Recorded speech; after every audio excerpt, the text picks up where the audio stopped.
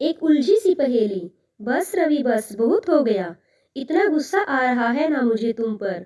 मन कर रहा है कि कुछ ऐसा करूं जिसे तुझे दिन में भी तारे नजर आ जाएं। बिल्कुल बेकार दोस्त है तू, सिर्फ और सिर्फ तेरे कारण अब हमें यह नया साल इसी बोरिंग हॉस्टल में मनाना पड़ेगा।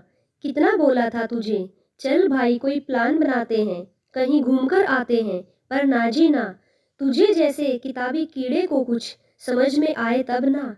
अब कुछ बोल क्यों नहीं रहा? कुछ सुना भी तुमने या मैं बस दीवारों से बात करे जा रहा हूँ? अमित की इतनी लंबी चौड़ी तकरार सुनकर रवि मुस्कुराता हुआ बोला, जस्ट चिल डियर, यह देखो तुम्हारा ही काम कर रहा था। देखो ना, कितनी खूबसूरत जगह है। हम ना अपना नया साल यही मनाएंगे। मैंने ना बुकिंग भी कर ली है। चल फिर जल्दी से अपना बैग पैक कर ले और फिर हम निकल चलें। लैंसडाउन की खूबसूरत वादियों में। रवि की बात सुनकर अमित का चढ़ता हुआ पारा एकदम से नीचे आ गया और फिर वो दोनों दोस्त निकल पड़े जिंदगी के बोरिंग लम्हों से कुछ वक्त को चुराकर कुछ हसीन यादों की तलाश में। लैंसडाउन पहुंचकर अमित की खुशी का तो कोई ठिकाना ही नहीं था, वरना उसे तो लग रहा था इस साल वीरान हॉस्टल में ही नया साल आ जाएगा। पर अब इस हसीन मौसम में अमित रवि को पूरी तरह माफ कर चुका था। दोनों दोस्त एक दूसरे के हाथों में हाथ डालकर अपने होटल की तरफ निकल पड़े। थोड़ा रास्ता तो कार से निकल गया, पर एक जगह जाकर कार वाले ने कार रोक दी और बोला, बाबू साहब, बस अब कार आगे नहीं बढ़ सकती। आगे का रास्ता आपको पैदल ही जाना पड़ेगा। आगे का रास्ता आप गांव वालों से पूछ लेना।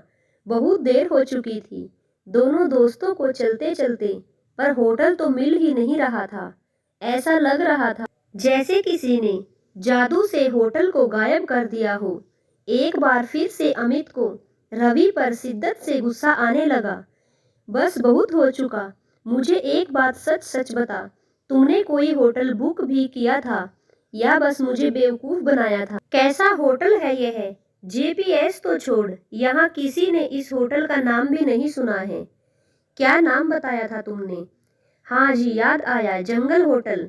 वाह जी वाह, क्या नाम है। सच में यह तो हद ही हो गई है। आधे जंगल में आ गए हैं हम, और होटल है कि मिल ही नहीं रहा। फोन लगाकर पूछो ना होटल वालों से कि है कहाँ यह जंगल होटल। पर नहीं, फोन भी कैसे कर सकते हो तुम? फोन करने के लिए भी तो नेटवर्क की जरूरत होती है ना। और इस घने जंगल में जब दिन में भी सूरज की किरणें नजर नहीं आ रही, वहां किसी और चीज की अपेक्षा कैसे की जा सकती है? तभी रवि ने सामने से जाते एक गांव वाले से होटल का रास्ता पूछा, और कमाल की बात यह है कि वो गांव वाला उसी होटल में काम करता था। यह पता लगते ही अमित और रवि ने सुकून की सांस ली। आखिरकार उस गांव वाले के साथ दोनों होटल जा पहुंचे। होटल देखकर सही मायने में दोनों बेहद निराश हो गए थे। जंगल होटल होटल के नाम पर कलंक था। बस एक पुरानी सी हवेली जिसे देखकर लग रहा था कि बरसों से यहाँ कोई नहीं आया। पर अब मरता क्या ना करता। दोनों होटल के अंदर चले गए। शाम के इस पहर वापस लौटना संभव ही तो नहीं था। अमित इस बात को पूरी तरह से मानता था कि साल का पहला दिन जैसा जाता है, पूरा साल वैसा ही गुजरता है। वैसे रवि तो इस बात से इत्तेफाक नहीं रखता, पर वो भी नए साल का आगमन खुशी के साथ ही करना चाहता था। इसीलिए बुरे हालात में भी दोनों ने फैसला किया कि वो खुश रहने की पूरी कोशिश करेंगे। और तभी कुदरत ने भी उन्हें खुश रहने का एक बेहतरीन मौका दे दिया। अचानक से बाहर बादलों की गड़गड़ाहट और बिजली के कड़कने के साथ ही झमाझम बारिश शुरू हो गई थी। लैंसडाउन की खूबसूरत वादियों में यह दिलफरेब बारिश किसी को भी अपना दीवाना बनाने के लिए काफी थी। दोनों दोस्त हवेली की छत पर बारिश को पूरी तरह से महसूस कर रहे थे कि तभी होटल में काम करने वाला इकलौता गांव वाला गरम गरम चाय के साथ टमाटर के पकोड़े लेकर आ गया। दोनों दोस्तों ने आज से पहले कभी टमाटर के पकोड़े नहीं खाए थे, पर अब तो लग रहा था कि इन टमाटर के पकोड़ों के लिए कम से कम पूरा महीना इस होटल में रुका जा सकता है।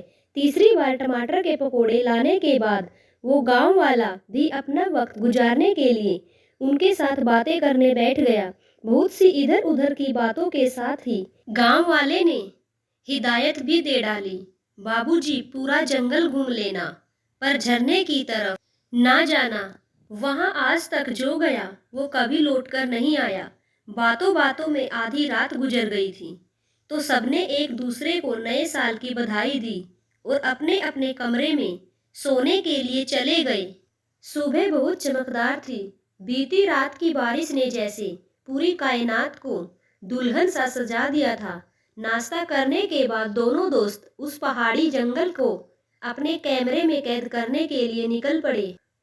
जंगल में कदम कदम पर जैसे खूबसूरती बिखरी पड़ी थी।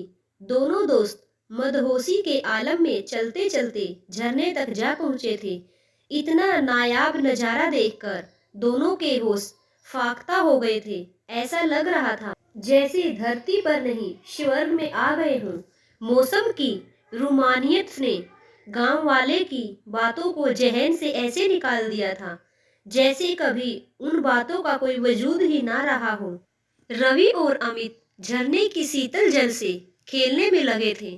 तभी उन्होंने किसी के जोर से चिल्लाने की आवाज सुनी।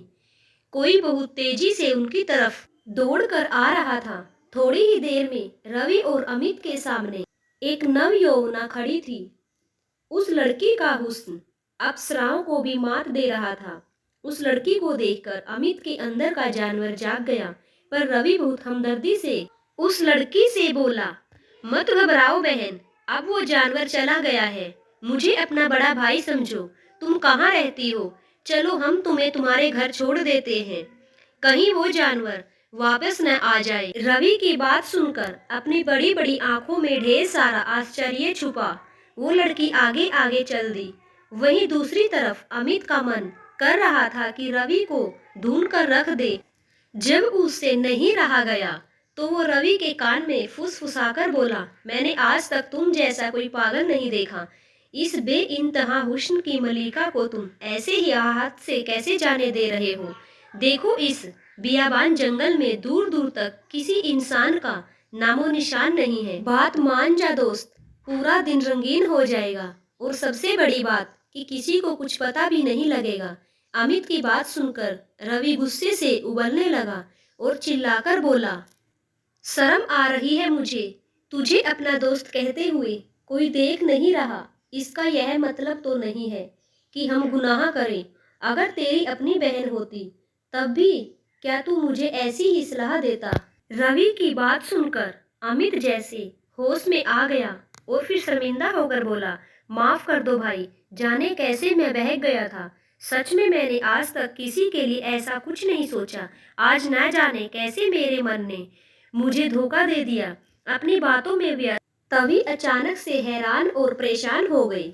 उनके आगे आगे चल रही वो लड़की जाने कहां अचानक से गायब हो गई थी। वो दोनों परेशान से इस पहेली को सुलझाने में लगे हुए थे। इस अजीब से हादसे के बारे में बात करते हुए दोनों होटल जा पहुंचे। उन्हें पानी में भीगा देखकर होटल वाला अचंभित होते हुए बोला, बाबू साहब, आप लोग झरने की तरफ गए थे क्या? और आप लोग तो जिंदा भी हैं। यह तो करिश्मा ही हो गया कि कोई हादसा नहीं हुआ, वरना आज तक झरने से कोई जिंदा नहीं आया। बाबू साहब, एक बात तो बताओ जरा, आपको क्या वहाँ कोई लड़की नहीं मिली? एक बहुत सुंदर लड़की मिली तो थी, पर फिर जाने कहाँ गायब हो गई। रवि ने गांव वाले को जवाब दिया। रवि की बात सुनकर गांव वाला सर हिलाते हुए बोला, बहुत किस्मत वाले हो बाबू साहब। गांव के बड़े बुजुर्ग बताते हैं कि बहुत साल पहले शहर से कुछ लोग आए थे और उनकी गंदी नजर एक लड़की पर पड़ गई। इससे पहले वे उस लड़की की इज्जत से खेल पाते, उस लड़की ने झरने से कूदकर अपनी जान दे दी थी। उसके बाद वो सारे शहरी लोग मारे गए थे और आज भी झरने की तरफ जाने वाला कोई वापस लौटकर नहीं आता है। मैं समझ नहीं पा रहा कि आप लोग कैसे सही सलामत हैं। गांव वाला भले ही यह पहेली नहीं सुलझा पा रहा था, पर अमित और रवि जानते थे कि उनकी रक्षा उनकी सही नीयत ने की थी।